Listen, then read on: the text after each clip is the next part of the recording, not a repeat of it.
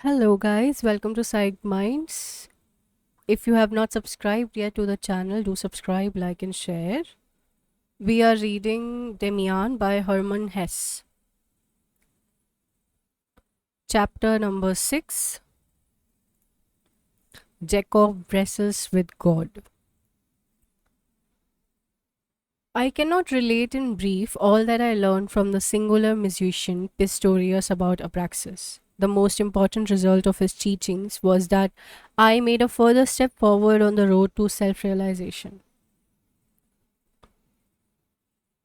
I was then about 18 years old. I was a young man rather out of the ordinary, precocious in 100 things, in 100 other things backward and helpless. When from time to time I used to compare myself with others, I was often proud and conceited, but just as frequently I felt depressed and humiliated. I had often looked upon myself as a genius, often as half mad.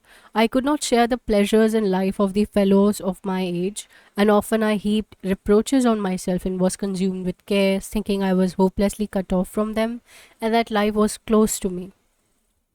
Pistorius himself, full grown and eccentric, taught me to preserve my courage and my self esteem in constantly finding some value in my words, in my dreams, in the play of my imagination, and in my ideas. In taking them seriously and discussing them, he set me an example. You have told me, he said, that you like music because it is not moral. Well, all right, but you should be no moralist yourself. You should not compare yourself with others. If nature had created you to be a bat, you ought not want to be make yourself into an ostrich. You often consider yourself as singular. You reproach yourself with going ways different from most people. You must get out of that habit. Look in the fire, look at the clouds, and as soon as you have presentiments and the voices of your soul begin to speak, yield to them and don't first ask what the opinion of your master or your father would be, or whether they would be pleasing to some god or other. One spoils oneself that way. In doing that, one treads the common road because becomes a fossil. Sinclair, my dear fellow, the name of our God is Abraxas. He is God and he is Satan. He has the light and the dark world in him. Abraxas has no objection to urge against any of your ideas or against any of your dreams. Never forget that. But he deserts you if you ever become blameless and normal. He deserts you and seeks out another pot in order to cook his ideas therein. Of all my dreams, and the dark love dream recurred most frequently. Often have I dreamed of it. Often I stepped under the crest with the bird on it into our house and wished to draw my mother to me. But instead of her, I found I was embracing the tall, manly, half motherly woman, of whom I was afraid and yet to whom I was drawn by a most ardent desire. And I could never relate this dream to my friend. I kept it back. Although I had opened my heart to him on everything else, it was my secret, my retreat, my refuge. When I was depressed, I used to beg Pistorius to play me the Passacaglia of old Buxtehude. I sat in the dark church in the evening engrossed in this singularly intimate music, which seemed to be to itself, hearkening it to itself as if entirely self absorbed. Each time it did me good and made me more ready to follow the prompting of my inward self. Sometimes we stayed a while in the church after the strains of the organ had died away. We sat and watched the feeble light shine through the high lancet window. The light seemed to lose itself in the body of the church. It sounds funny, said Pistorius, that I once did theology and almost became a parson. But it was only an error in form that I committed. To be a priest, that is my vocation and my aim. Only I was too easily satisfied and gave myself to the service of Jehovah before ever I knew Abraxas. Ah, every religion is beautiful. Religion is soul. It is all one whether you take communion as a Christian or whether you make a pilgrimage to Mecca. Then really you might have been a clergyman, I had suggested. No, Sinclair, no. I should have had to have lied in that case. Our religion is so practiced as if it were none. It is carried on as if it were a work of the understanding. A Catholic I could well be, if need were, but a Protestant clergyman? No. There are two kinds of genuine believers. I know such who hold gladly to the literal interpretation. I could not say to them that for me Christ was not a mere person but a hero, a myth, a wonderful shadow picture in which mankind sees itself painted on the wall of eternity. And what should I find to say to the other sort? Those who go to church to hear wise words, to fulfill a duty in order to leave nothing undone, etc. Convert them, you think, perhaps? But that is not at all my idea. The priest does not wish to convert. He only wants to live among the believers, among those of his own kind, so that through him they may find expression for that feeling out of which we make our gods. He broke off, then he continued. Our new faith, for which we have now chosen the name of Abraxas, is beautiful, my friend. It is the best we have, but it is still a nestling. Its wings have not yet grown. Alas, a lonely religion. That is not yet the true one. It must become an affair of many. It must have cult and orgy, feasts and mysteries. He was sunk in reflection. Can one not celebrate mysteries alone or in a very small circle? I asked hesitatingly. Yes, one can, he nodded. I have been celebrating them for a long time past. I have celebrated cults for which I should have been imprisoned for years in a convict station if they had been found out, but I know it is not the right thing. He suddenly clapped me on the shoulder, making me jump. Young friend, he said impressively, you also have mysteries. I know that you must have dreams of which you make no mention to me. I don't wish to know them, but I tell you, live them, these dreams. Play your destined part, build altars to them. Renew the world remains to be seen, but we must renew it daily. Altars to them. It is not yet the perfect religion, but it is a way. Whether you and I or a few other people will one day renew the world remains to be seen, but we must renew it daily within us. Otherwise, we are of no account. Think over it. You are 18, Sinclair. You don't go with loose women. You must have love dreams, desires. Perhaps they are such that you are frightened by them. They are the best you have, believe me. Have lost a great deal by doing violence to these love dreams when I was your age. One should not do that. When one knows of Abraxas, one should do that no more. We should fear nothing. We should hold nothing forbidden which the soul in us desires. Frightened, I objected.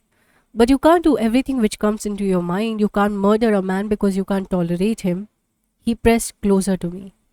There are cases where you can, only generally it's a mistake. I don't mean that you can simply do everything which comes into your mind, no, but you shouldn't do injury to those ideas in which there is sense. You shouldn't banish them from your mind or moralize about them. Instead of getting oneself crucified or crucifying others, one can solemnly drink wine out of a cup, thinking the while on the mystery of sacrifice. One can, without such actions, treat one's impulses and one's so called temptations with esteem and love. Then you discover their meaning, and they all have meaning. Next time the idea takes you to do something really mad and sinful, Sinclair, if you would like to murder someone or to do something dreadfully obscene, then think a moment that it is Abraxas, who is indulging in a play of fancy. The man you would like to kill is never really Mr. So and so. That is really only a disguise. When we hate a man, we hate in him something which resides in us ourselves.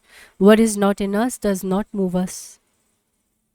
Never had Pistoria said anything to me which went home so deeply as this. I could not reply. But what moved me most singularly and most powerfully was that Pistorius in this conversation had struck the same note as Damian, whose words I had carried in my mind for years and years past. They knew nothing of one another and both said to me the same thing. The things we see, said Pistorius softly, are the same things which are in us. There is no reality except that which we have in ourselves. For that reason, most people live so unreally, because they hold the impression of the outside world for real. Their own world in themselves never enters into their consideration. You can be happy like that, but if once you know of the other, then you no longer have the choice to go the way most people go. Sinclair, the road for most people is easy. Ours is hard. Let us go. A few days later, after I had on two occasions waited for him in vain, I met him late one evening in the street. He came stumbling round a corner, blown along by the cold night wind. He was very drunk. I did not like to call him. He passed by without noticing me, staring in front of him with strange, glowing eyes as though he were moving in obedience to a dark call from the unknown. I followed him down one street. He drifted along as if drawn by an invisible wire, with the swaying gait of a fanatic, or like a ghost. Sadly, I went home to the unsolved problems of my dreams. Thus, he renews the world in himself, I thought, and felt instantly that my thought was base and moral. What did I know of his dreams? Perhaps in his intoxication he was going a surer way than in my anxiety. In the intervals between lessons, it struck me once or twice that a boy who had never before attracted my notice was hovering about in my proximity. He was a little weak looking, slim youngster with reddish blonde, thin hair, who had something peculiar in his look and behavior. One evening, as I came home, he was on the watch for me in the street. He let me pass by, then walked behind me and remained standing in front of the door of the house. Can I do anything for you? I asked. I only want to speak to you, he said timidly. Be good enough to come a few steps with me? I followed him, observing that he was deeply excited and full of expectations. His hands trembled. Are you a spiritualist? He asked quite suddenly. No, Connor, I said, laughing. Not a bit. How did you get hold of that idea? But you are a theosophist? No, again. Oh, please don't be so reserved. I feel with absolute certitude there is something singular about you. It is in your eyes. I thought it's certain you commune with spirits. I'm not asking out of curiosity, Sinclair. No, I'm myself a seeker, and I'm so lonely. Tell me then. I encouraged him. I know absolutely nothing of ghosts. I live in my dreams. That is what you have felt about me. Other people live in dreams as well, but not in their own. That is the difference. Yes, perhaps so, he whispered. Only it depends on the sort of dreams you live in. Have you ever heard of white magic? I had to admit my ignorance. It's when you learn to get the mastery over yourself. You can be immortal and have magical powers as well. Have you never practiced such experimental experiments? On my evincing curiosity with regard to those practices, he was mysteriously silent. But when I turned to go, he burst out in explanation. For example, when I go to sleep or when I wish to concentrate my thoughts, I do such exercises. I think of something or other, a word for instance, or a name or a geometrical figure. Then I think it into myself as strongly as I can. I try to get into my head until I feel it is there. Then I think it is in my neck and so on until I am quite full of it. Then my thoughts are concentrated and nothing more can disturb my repose. I understood to a certain degree what he meant, yet I felt he had something else in his mind. He was oddly excited and hasty. I tried to make the question easy for him, and he soon gave me an indication of what immediately concerned him. You are also continent? He asked me anxiously. What do you mean by that? Do you mean it from the sex point of view? Yes, yes, I have been continent for 2 years since I knew of what I have told you. Before that, I practiced a vice. You know what? You have never been with a woman then? No, I said. I haven't found the right one. But if you should find her, the one you consider the right one, then you sleep with her? Yes, naturally, if she had nothing against it, I said with some scorn. Oh, then you are on a false track. One can only perfect one's inner force if one remains entirely continent. I have done it for 2 whole years, 2 years and a little more than a month. It's so hard. Often I can scarcely hold out any longer. Listen, Knorr, I don't believe that continency is so terribly important. I know, he parried. They all say that, but I did not expect to hear it from you. Whoever will go the higher spiritual way must remain pure, unconditionally. Well, then do so. But I don't understand why one man should be purer than another because he represses his sex instincts. Or can you switch off all sexual matters from your thoughts and dreams? He looked despairingly at me. No, that's just it. God, and yet it must be. At night I have dreams which I couldn't relate even to myself. Terrible dreams, terrible. I recollected what Pistorius had said to me, but however much I felt his words to be right, I could not pass them on. I could not give advice which did not result from my own experience, advice the observance of which I did not yet feel myself equal to. I was silent and felt humiliated that someone should come to me for counsel when I had none to give. I have tried everything, wailed Connor beside me. I have done all that a man can do with cold water, with snow, with gymnastic exercises and running, but all that doesn't help a bit. Each night I wake up out of dreams on which I dare not think, and most dreadful of all, I am by degrees losing everything that I had gained spiritually. It is almost impossible for me any longer to concentrate my thoughts and to lull myself to sleep. Often I lie awake the whole night through. I shall not be able to bear that much longer. Finally, when I can carry on the struggle no further, when I give in and make myself impure again, then I shall be worse than all the others who have never struggled against it. You understand that, don't you? I nodded, but could say nothing to that point. He began to bore me, and I was horrified at myself, because his obvious need and despair made no deep impression on me. My only sentiment was, I can't help you. Then you know nothing that would help me? He asked at last, exhausted and sad. Nothing at all? There must be some way. How do you manage? I cannot tell you anything, Knorr. People can't help one another in this case. No one has helped me either. You must think of something yourself and you must obey the prompting which really comes from your own nature. There is nothing else. If you cannot find yourself, you won't find any spirits either. Disappointed and suddenly become dumb, the little fellow looked at me. Then his look suddenly glowed with hate. He made a grimace at me and cried with rage. Ah, you are a nice sort of saint. You have your vice as well, I know. You pretend to wisdom and secretly you stick in the same filth as I and all of us. You're swine, swine like myself. We are all swine. I went away and left him standing there. He made 2, 3 steps in my direction, then he stopped, turned round, and ran away. I felt sick from a feeling of pity and horror. I could not get rid of the feeling until I got home to my little room and placing my few pictures before me, I surrendered myself up my passionate fervor to my dreams. My dreams came back at once, the dreams of front door and crest, of mother and the strange woman, and I saw features of the woman so very clearly that I began to draw her picture the same evening. In a few days, this drawing was finished, painted in as if unconsciously in dreamy quarter of an hour periods. In the evening, I hung it on the wall, put the reading lamp in front of it, and stood before it as before a spirit with whom I had to fight until victory should be decided one way or the other. It was a face similar to the former, resembling my friend Demian, in certain traits even resembling myself. One eye stood perceptibly higher than the other. The look passed over me, sunk in a staring gaze full of destiny. I stood before it. Such was my inward exertion that I became cool to the marrow. I questioned the picture, I abused it, I caressed it, I prayed to it. I called it mother, I called it beloved, called it strumpet and whore, called it Abraxas. Meanwhile, words of Pistorius crossed my mind or of Damian. I could not recollect on what occasion they had been spoken, but I thought I heard them again. They were the words of Jacob wrestling with the angel of God. I will not let thee go, except thou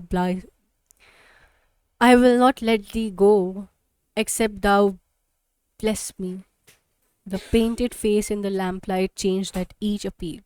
It was bright and shining, was black and gloomy. It closed pale lids over dead eyes, opened them again and flashed a burning look. It was woman, man, girl, was a little child, an animal, vanished to a speck, was again tall and clear. At last, in response to a strong inward prompting, I closed my eyes and saw the picture inwardly in me, stronger and more powerful. I wished to kneel down before it, but it was so much within me that I could separate it from myself no more. It seemed as if it had entirely identified itself with me. Then I heard a loud, confused roar as of a spring storm. I trembled in an indescribably new feeling of fear and excitement. Stars darted before me and died out, recollections even of the first forgotten years of my childhood, of a time further back still, of a pre existence and the early stages of existence pressed through me. but the recollection which seemed to piece together my life's whole history, even to its most secret details, did not cease with yesterday. And today they went farther, mirrored the future, tearing me away from today, changing me into new forms of life of which the pictures were very bright and blinding, but of none of them could I call up a just image later. In the night, I woke up out of a deep sleep. I was dressed and lying transversely across the bed. I struck a light, feeling that I must try to remember something important that had happened. I knew nothing of the hours just past. I turned on the light, and recollections came back gradually. I looked for the picture. It was not hanging on the wall, neither was it lying on the table. I thought confusedly that I must have burned it, or was it a dream that I had burned it in my hands and had eaten the ashes? A great inquietude convulsed me and drove me forth. I put on my hat, went out of the house and down the street as if under coercion. I walked and walked through streets and squares as if blown along by a storm. I listened in front of the gloomy church of my friend, searched in obedience to a blind impulse, without knowing what I was looking for. I went through a suburb where brothels stood. Here and there a light was still shining. Further on stood new buildings and brick heaps, covered in part with grey snow. I went on through this wilderness, driven forward by a strange impulse like a man walking in a dream. The thought of the new building in my native town crossed my mind, that building to which my tormentor Cromer had drawn me to settle accounts with him. In the grey night, a similar building stood there in front of me, its black doorway yawning wide. I was drawn towards it, but wanted to shun it and stumbled over sand and rubbish. The impulse was stronger than I. I had to go on. I staggered over planks and broken bricks into the deserted room. There was a mouldy smell of damp, cold stones. A heap of sand lay there, a grey bright speck, otherwise all else was dark. Suddenly a terrified voice called to me. In God's name, Sinclair, where have you come from? And a human figure rose out of the darkness close to me. A little thin shape like a ghost, I recognized while yet my hair was standing on end, my school companion, Connor. How did you get here? He asked, as if mad with excitement. How have you been able to find me? I did not understand. I wasn't looking for you, I said. Dazed, I spoke with difficulty. The words came from me painfully, as if from dead, heavy, frozen lips. You weren't looking for me? No, I was drawn here. Did you call me? You must have called. But what are you doing here? It's still night. He put his thin arm convulsively round me. Yes, night, but it must soon be morning. Oh, Sinclair, to think that you didn't forget me. Can you ever forgive me? What then? Ah, I was so hateful. Then I recollected our conversation. Had that taken place 4, 5 days ago? It seemed to me like a lifetime, but suddenly I knew all. Not only what had occurred between us, but also why I had come and what Knorr wanted to do there. You wanted then to take your life, Knorr? He shuddered through cold and fear. Yes, I wanted to. I don't know whether I could have. I wished to wait until the morning came. I drew him into the open. The first oblique ray of day glimmered indescribably cold through the grey atmosphere. I led the boy on my arm a little way. I heard my own voice saying, now go home and don't say anything to anybody. You were on a false track. A false track. And we are not swine as you think. We are men. We make gods and we wrestle with them and they bless us. Silently we went on and separated. When I came home it was day.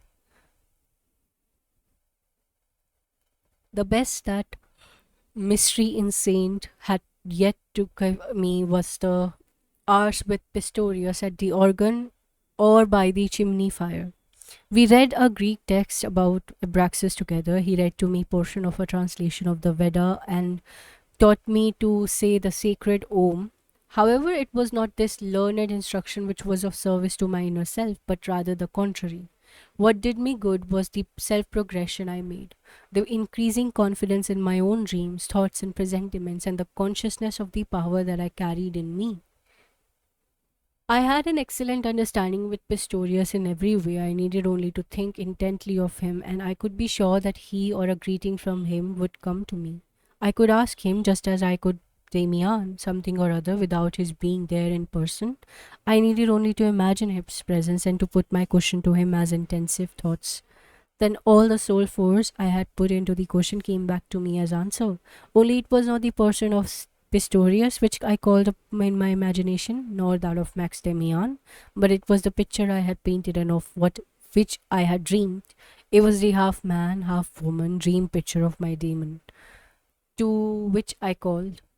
It lived now not only in my dreams, it was no longer painted on paper, but it was in me as a desire picture and an enchantment of my spiritual self. The relation into which the unsuccessful suicide Connor entered with me was peculiar and sometimes amusing.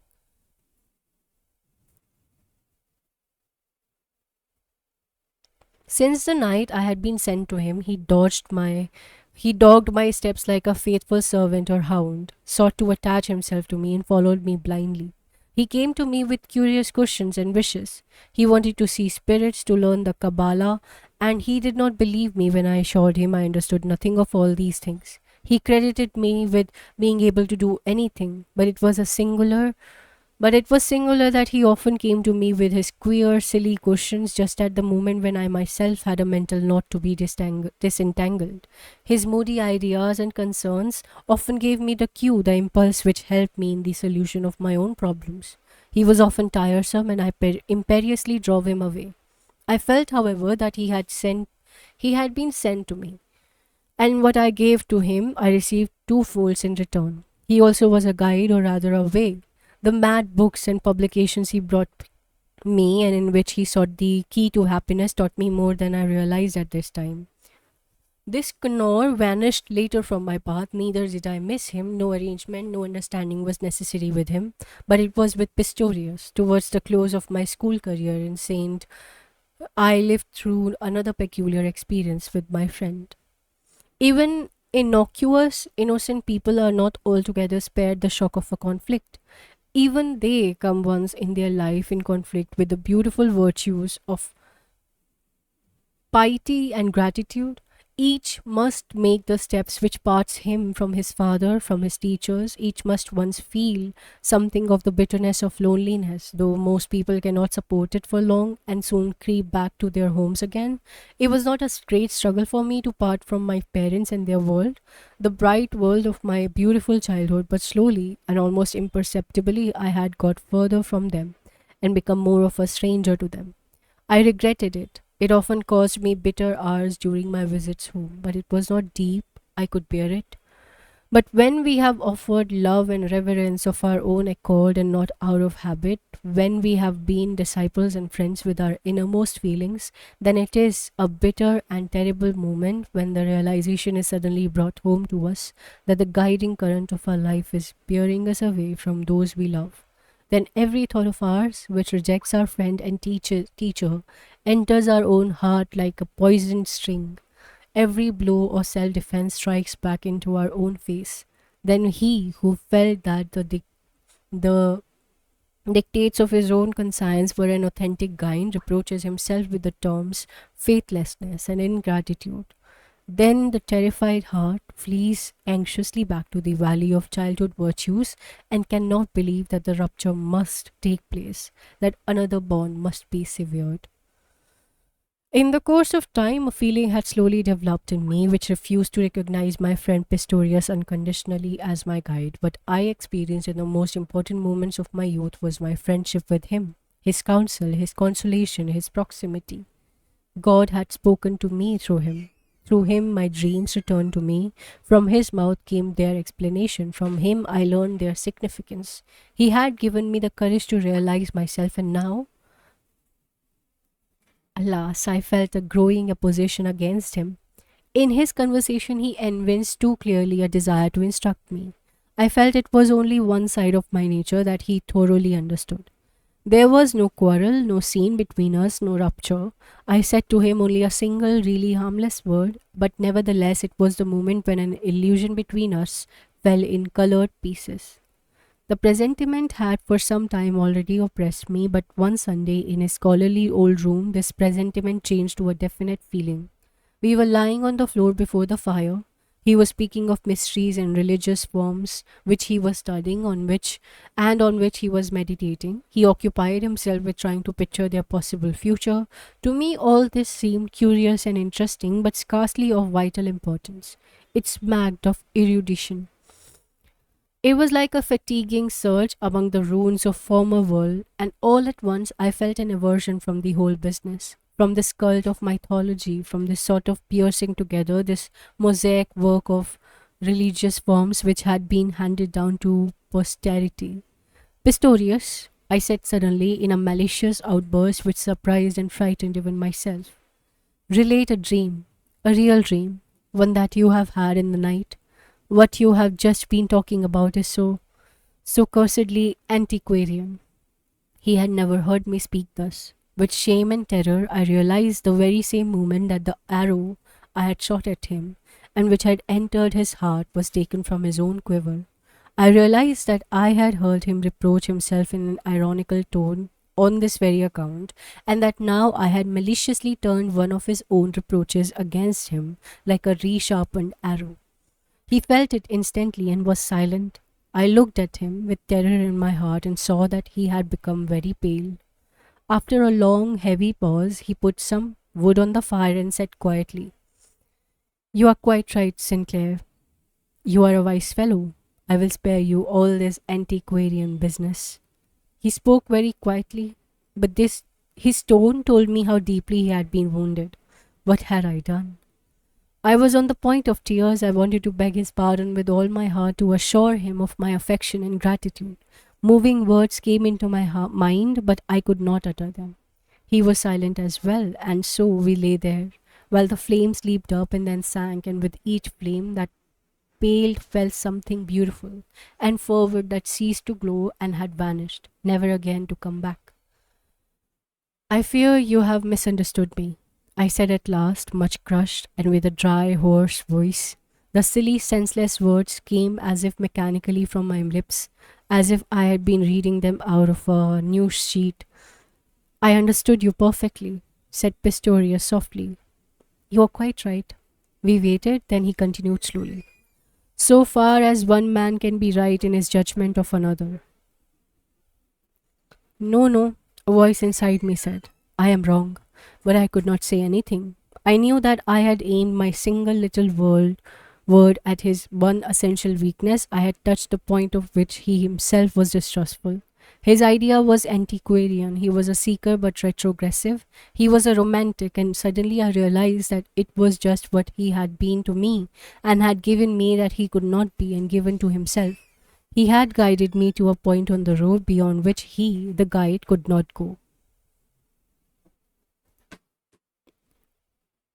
God knows how I could have uttered such a word. I had not meant it badly. I had had no idea it would lead to a catastrophe. I had uttered something the import of which I did not myself realize at the moment of utterance. I had surrendered myself to a somewhat witty, somewhat malicious inspiration, and fate used it as her instrument. I had been guilty of a little thoughtlessness, crudeness, and he had accepted it as a judgment. Oh, how much I wished then that he would have got angry, have defended himself, have shouted at me. But he did nothing. I had all that to do within myself. He would have smiled, had he been able. The fact that he could not showed me more than anything else how hard I had hit him. And because Pistorius took the blow from me, his presumptuous and ungrateful pupil, so quietly, because he silently agreed with him, because he recognized my word as a judgment of fate, he caused me to hate myself. He made my thoughtlessness seem 1,000 times greater than it was. As I struck, I had thought to hit a strong man, capable of defending himself. Now he was a meek, suffering creature, defenseless, who surrendered in silence. We remained a long time lying before the dying fire, in which each glowing figure, each crumbling ash heap, called to my memory happy, beautiful, rich hours, making my guilt and my obligation to Pistorius greater and greater. Finally, I could bear it no longer. I got up and went. A long time I stood before his door, a long time I listened on the dark staircase, a long time I stood outside in front of the house waiting to see whether perhaps he would come out to me. Then I went on, walking for hours and hours through town and suburbs, park and wood. until evening fell. At that moment, I felt for the first time the mark of cane on my forehead. I fell to pondering and rumination. I had every intention in thinking matters over to accuse myself and to defend Pistorius. But all ended to the contrary. A thousand times I was ready to repent of my rash word and to withdraw it, but it had been true nevertheless. Now I succeeded in understanding Pistorius in building up his old dream. This dream had been to be a priest, to proclaim a new religion, to invent new forms of exaltations, of love, of worship, to set up new symbols, but this was not within his province. He lingered too long in the past. He knew too much of what had been. He knew too much of Egypt, of India, of Mithras, of Abraxas. His love was attached to ideas with which the world was already familiar, and in his inmost self, he probably recognized that the new religion had to be different, that it had to spring from fresh sources and not to be drawn out of collections and libraries. His office was perhaps to help men to find themselves, as he had done with me, but to found a new doctrine, to give new gods to the world, was not his function in life.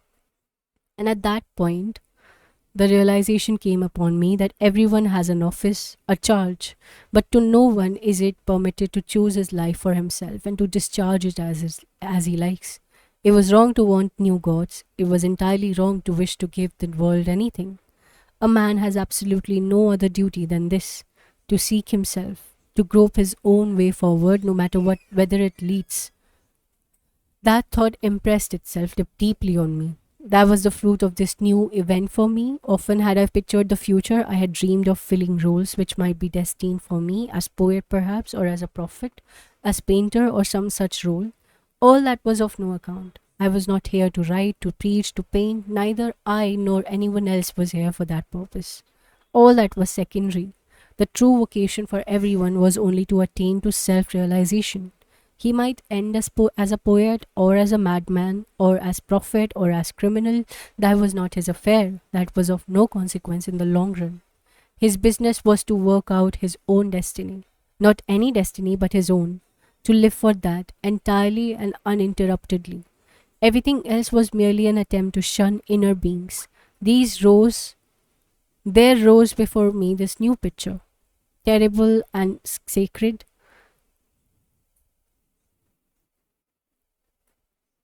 His business was to work out his own destiny, not any destiny but his own, to live for that entirely and uninterruptedly. Everything else was merely an attempt to shun his fate, to fly back to the ideals of the masses, to adapt himself to circumstances. It was fear of his own inner being. There rose before me this new picture, terrible and sacred, suggested to me 100 times here this, times ere this, perhaps often already expressed, but now for the first time lived. I was thrown from nature's dice box, a projection into the unknown, perhaps into something new, perhaps into the void, and my sole vocation was to let this throw up from primeval depths work itself out in me, to feel its will in me, and to make it mine, that solely. I had already known what it was to be very lonely. Now I felt I could be lonelier still, and that I could not escape from it. I made no attempt to reconcile myself with Pistorius. We remained friends, but our relation towards one another had changed. Only one single time did we mention it, or rather, it was only he spoke of the matter. He said, I want to be a priest, you know that. I would best of all like to be the priest of the religion of which we have so many presentiments. I can never be that, I know. I have known it already for some time without fully admitting it. I will do some other priestly service, perhaps at the organ, perhaps in another way, but I must always be surrounded by something which I find beautiful and sacred. Organ music and mysteries, symbol and myth. I need that and cannot persuade myself to leave it. That is my weakness. I often realize, Sinclair, that I should not have such desires, that they are a luxury and a weakness. It would be greater, it would be more right if I placed myself quite simply at the disposition of fate without pretensions. That is the sole thing I cannot do. Perhaps you will sometime be able to do it. It is hard. It is the only thing really hard there is, my friend. I have often dreamed of it, but I cannot do it. I tremble at the thought of it. I cannot stand so completely naked and alone. I am a poor, weak hound who needs a little warmth and food, who occasionally likes to feel the proximity of his own kind. He whose only desire it is to work out his own destiny has no kith or kin, but stands alone and has only the cold world space around him. Do you know that is Jesus in the Garden of Gethsemane? There have been martyrs who willingly let themselves be nailed to the cross, but even they were not heroes. They were not free. They also wished for something to which they had been accustomed, which they had loved, with which they had felt at home. They had examples or ideals. He who will fulfill his destiny has neither examples nor ideals. He has nothing dear to him, nothing to comfort him. And one really ought to go this way. People like you and I are certainly very lonely, but we still have each other. We have the secret satisfaction of being different, of revolting, of wanting the unusual. But we must drop that too. If we would go the whole way, we must not wish to be revolutionaries, or examples, or martyrs. To think the thought to its logical end, no one could think beyond that. But one could dream of it, could sense it, could anticipate it. A few times I realized something of this, in a very quiet hour. Then I looked straight into the open, staring eyes of my feet. They could have been full of wisdom or full of madness. They could be full of love or full of wickedness. It was all one. One has to choose nothing of all that. One was to want nothing. One was only to want oneself, one's destiny. In that way had Pistorius served me for a time as guide. In those days, I walked about as if I were blind. Storms roared within me. Every step meant danger. I was conscious of nothing but the precipitous darkness in front of me, down to which all the roads I had trodden hitherto seemed to lead. And in my inward self, I saw the picture of the guide, who resembled Damian and in whose eyes stood my fate. I wrote on a sheet of paper, "A guide has left me. I stand in complete darkness. I cannot take a step alone. Help me." I wished to send that to Damian. Yet I omitted to do this, for each time I wished to do it, it seemed foolish and meaningless. But I knew that little prayer by heart and often said it to myself. It accompanied me hourly. I began to realize what prayer is. My school career was over. My father had arranged that during the holidays I was to travel and then I was to go to the university. In which faculty I knew not. I was to be allowed to take philosophy for one semester. I should have been equally content with anything else. That brings us to the end of chapter 6. We will read chapter 7 in our next reading. Bye bye for now. If you have any questions, any comments, feedback, anything at all, suggestions for future book reading, you can reach out to me in the comment section of the video you're viewing or in the community section of the YouTube channel. Bye bye, take care. And if you have not subscribed yet, I would say again, subscribe and like and share if you like. Bye bye, take care, keep reading.